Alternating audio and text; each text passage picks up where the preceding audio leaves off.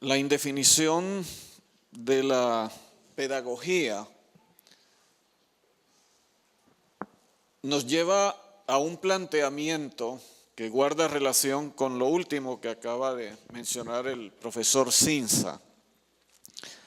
Y en una oportunidad compartí esta idea. Hablando de colectivos profesionales, es curioso que en Colombia, por ejemplo, hablemos de la Asociación Sindical de Profesores Universitarios, ASPO, no pedagogos. Hablemos de la Asociación de Institutores e Institutrices de Antioquia, ADIDA, no pedagogos ni pedagogas. Hablemos de la Federación Colombiana de Educadores, FECODE. ¿Dónde está el pedagogo? Parece que a través del tiempo, el estatus disciplinar que la pedagogía ganó se ha venido diluyendo hasta el presente. Y ustedes, como hacedores en ese trabajo educativo y en el trabajo formativo, tienen que preguntarse como yo, ¿somos pedagogos? ¿Artesanos de la educación? ¿Demiurgos de la educación o qué?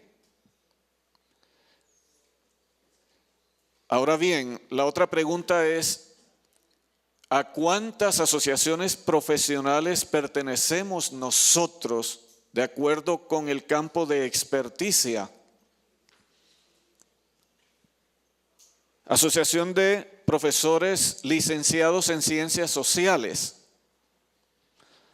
Asociación Nacional de Enfermeros y Enfermeras y otros colectivos. Esa inexistencia de redes, que también obedece en parte a la falta de voluntad política de los gobernantes de turno, especialmente en el Ministerio de Educación Nacional, refleja una terrible dificultad. Y luego, hoy por hoy, nosotros podemos plantear la pregunta, ¿qué pedagogos de talla universal encontramos en los países? ¿Dónde están escondidos? ¿Qué reconocimiento tienen? Y una pregunta que yo me hago con frecuencia es, ¿por qué no hay un Nobel de pedagogía?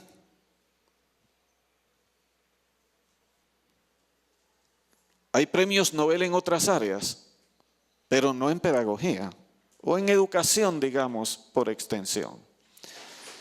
Entonces, acá en la institución pretendemos dejar un concepto de pedagogía afincados en ciertos aportes, sin el ánimo de detentar ese rótulo queer, que es un concepto que ahora empieza a abrirse paso en el mundo. Queer es aquel que acepta tendencias de todo tipo, algo así como lo ecléctico de antes. De todas maneras, retomamos de esas fuentes y en primer lugar tenemos el aporte de Luzuriaga de 1960. Para nosotros la pedagogía en general es la ciencia de la educación y aceptamos también que fue Herbert quien le dio fundamentación científica y de ahí partimos. Porque muchas veces por no saber qué es ese campo, y en segundo lugar, por relegarlo a un estado secundario. Pasamos por la docencia, pasamos por el aula, convencidos de que mi otro campo es el básico y estoy bebiendo de las fuentes pedagógicas como una opción secundaria porque aterricé en la docencia. Y es el problema que encontramos nosotros hoy cuando observamos en la secundaria, en la primaria y en el preescolar a muchos profesionales enseñando, pero no son titulados en el área de ciencias de la educación. Entonces, ¿es usted pedagoga? ¿Es usted pedagogo? Tal vez sí, tal vez no. Si no lo es, no importa. La pedagogía, en el concepto que hemos adoptado en la UNAC y que vamos a mostrar al final, según Luzuriaga, tiene estos enfoques teóricos.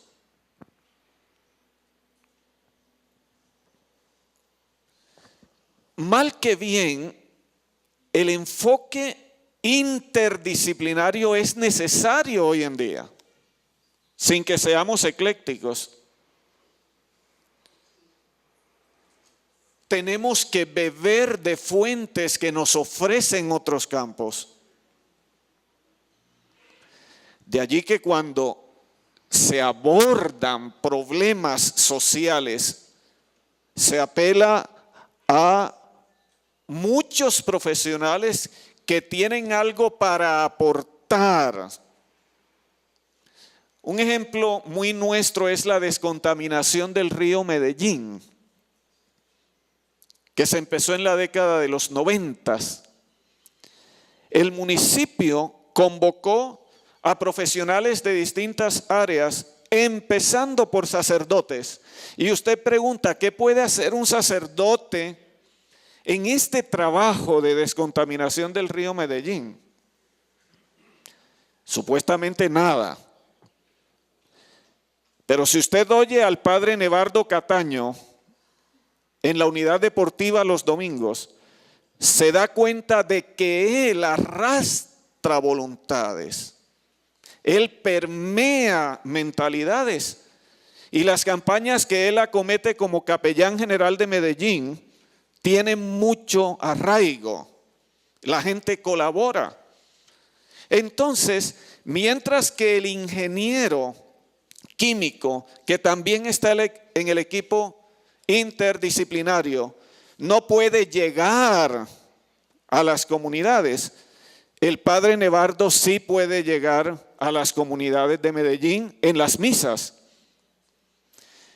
Entonces, aun cuando nuestro modelo no es ecléctico, de todas maneras tomamos elementos muy favorables que corresponden a distintos enfoques. Aquí tenemos estos. Miren el 8, muy olvidado. Este también en el campo de la investigación cualitativa, la normatividad y otros aspectos. Cada uno de estos enfoques tiene sus definiciones. Miren esto acá, la pedagogía enfocada desde la ruralidad. Pero tenemos un foro urbano mundial en donde se olvida lo rural, sabiendo que a Medellín están llegando por día entre 10 y 12 desplazados o refugiados, como los llama la ACNUR.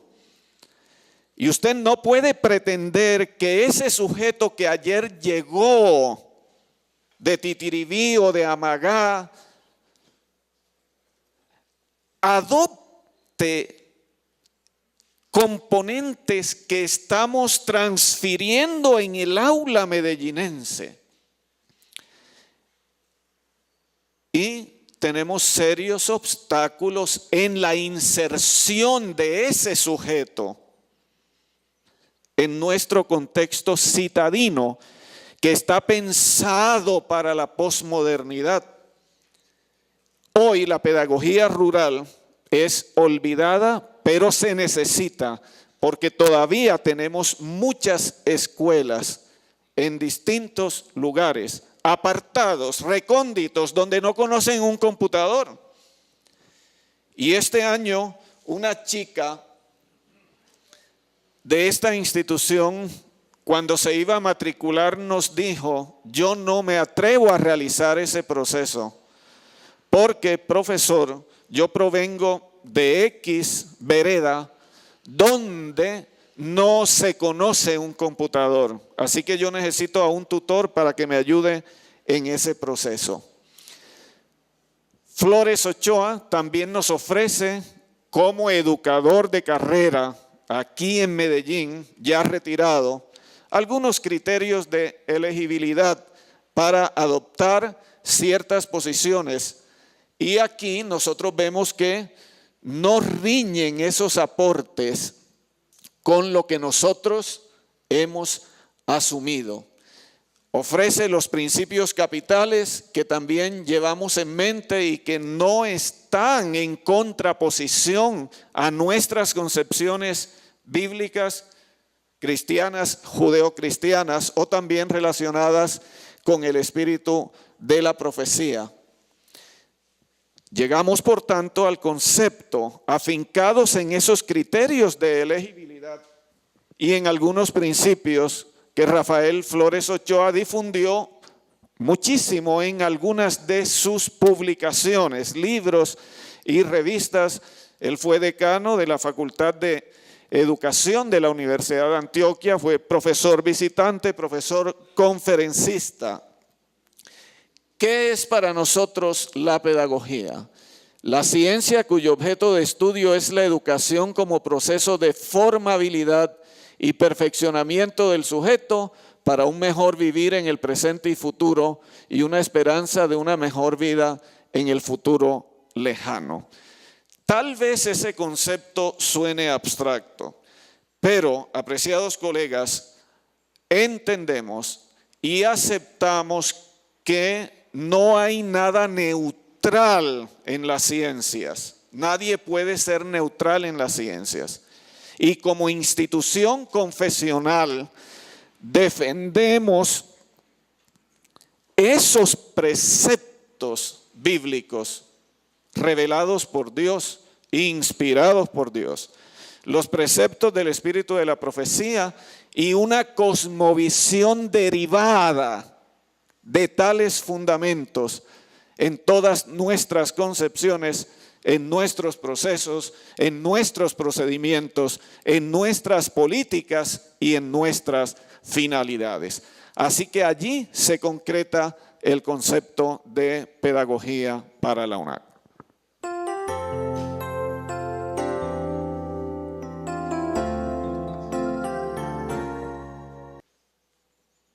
Bien, vamos a pasar ahora al concepto de currículo. Y quiero hacer la introducción a este concepto, a esa construcción que se hizo desde el libro La Educación, página 17, donde nos habla que las Sagradas Escrituras son la perfecta norma de verdad y como tales, a ellas se les debiera dar el primer lugar en la educación. Y efectivamente en la construcción curricular, en la construcción del concepto de currículo que se elaboró, tenemos las Sagradas Escrituras como aquel eje transversalizador y contextualizador del quehacer educativo. Entonces, si algo debemos tener presente es que todo nuestro accionar, todo conocimiento, todo lo que se haga debe estar contextualizado y ser visto a la luz de las Sagradas Escrituras. Tomamos algunos autores adventistas, solo tomé estos por referencia, pero tomamos muchos más. Obviamente pues nos faltará aquí Kornesiuk, no lo nombré, pero también lo hemos tomado. Autores adventistas como Nelson Barría, de Chile, él escribió un libro llamado Modelo Pedagógico Adventista, donde aborda algunas de estas temáticas. De él rescatamos a los axiomas valóricos cristianos en el currículo y también rescatamos los diferentes agentes educativos que impactan el currículo. Así que él habla de la escuela, de la familia y de otros agentes que impactarán el currículo. Tenemos otros teóricos, otros fundamentos, que es la educación de la Iglesia Adventista del Séptimo Día, la declaración sobre la filosofía de la educación adventista, donde participa Rassi, Knight, Fowler, bueno, se me escapan los nombres de otros. Ellos dan unos lineamientos muy claros con respecto a nuestra posición en educación. Así que de ahí, para lo que nos toca, que es currículo, tomamos que el currículo se desarrolla según el contexto y tiene en cuenta la familia, la iglesia y por supuesto la escuela. También tomamos acá a Dualader, que en su tesis doctoral hace una recopilación de citas de Elena White que apuntan a la educación.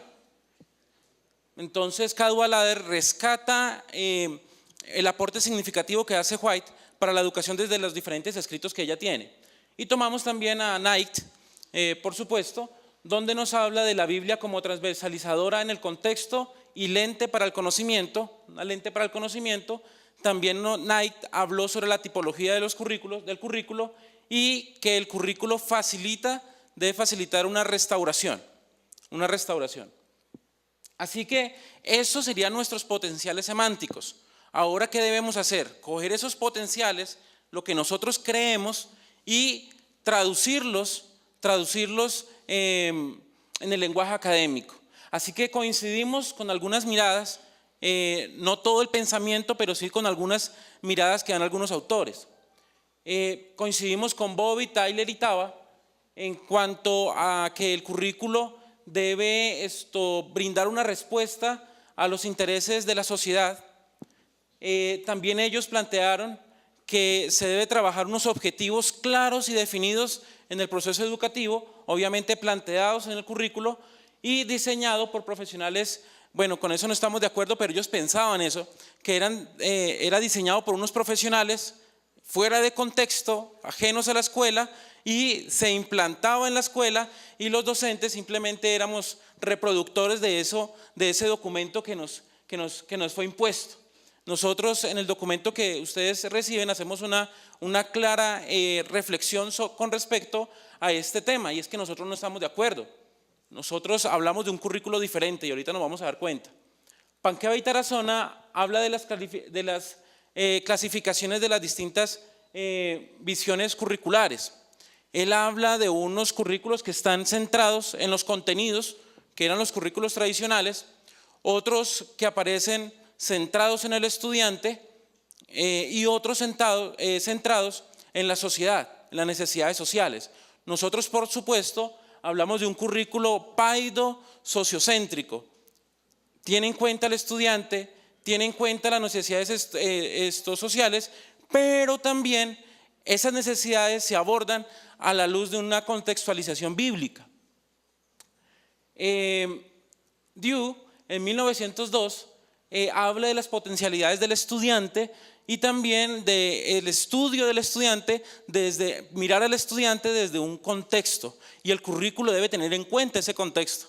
Algo interesante que acotar es que mientras Bobbitt, aquí tenemos a Bobbitt que empieza a escribir, o bueno, se publica en 1918, es contemporáneo con Dewey, pero Bobbitt da una mirada muy industrial, una mirada de la educación muy aplicada a la industria, mientras que Dewey empieza a dar una mirada más humana, más desde el estudiante, una visión más desde el estudiante. Obviamente, ¿cuál visión gana? Pues gana la visión de Bobbitt, porque obedece a los intereses de la industria. Y de ahí entonces surge Tyler y surge después Tava. Tenemos a algunos autores más próximos a nosotros, Shop, Walker y Stenhouse, donde hablan del estudiante. El quehacer estudiantil debe buscar una solución a unos problemas sociales y también debe estar sensible, al igual que el docente en su práctica, a las necesidades, a las problemáticas que se presentan en la sociedad. Así que para nosotros como institución universitaria, el currículo es, primero, un constructo académico. Y ese constructo académico es explícito. Es decir, no queda volando en el aire, tiene que quedar en un documento claro, bien explicado, de qué es lo que nosotros estamos trabajando. Además, es un constructo académico flexible. Ofrece unas herramientas para que el estudiante tenga libertad, también autonomía, pueda ejercer su poder de escoger. Debe ser dinámico, perfectible y dialogado. Cuando hablamos de un currículo perfectible, hablamos de que no es algo impuesto de alguien por fuera, ajena a nuestra institución, nos elabora el documento y nos lo da. Y nosotros simplemente aplicamos.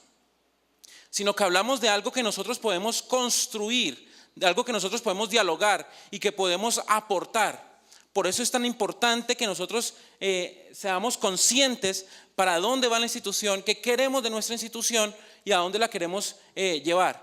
Y eso se debe reflejar en el currículo, en un diálogo. Así que esta propuesta que se lanza de un currículo a partir del diálogo, debemos nosotros entonces generar unos espacios para que ese diálogo se dé.